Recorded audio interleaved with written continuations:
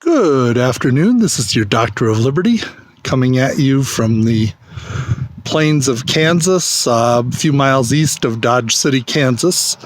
You'll notice over my shoulder is a cross. That cross happens to be known as Coronado's Cross.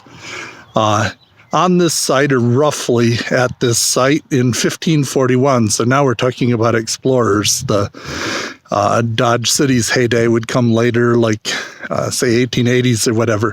But anyway, in 1541, Coronado's expedition essentially ended here. They had come a long ways.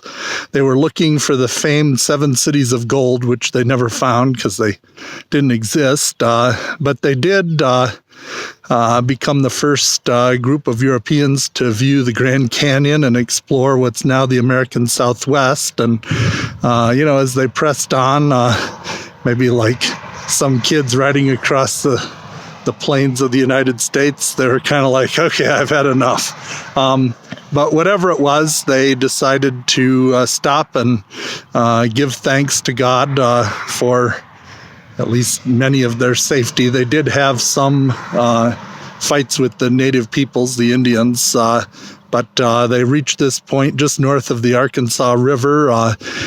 This became likely the first Christian mass in the interior of what's now the United States. So there's a monument there known as Coronado's Cross. And then, of course, the Coronado party turned around and essentially it was deemed a failure. He served on the Council of Mexico City towards the end of his life.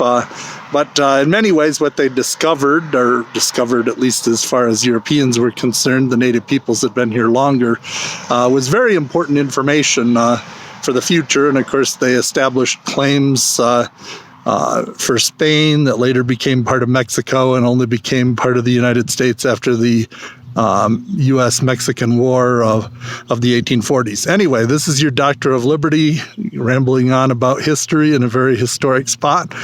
I'm out.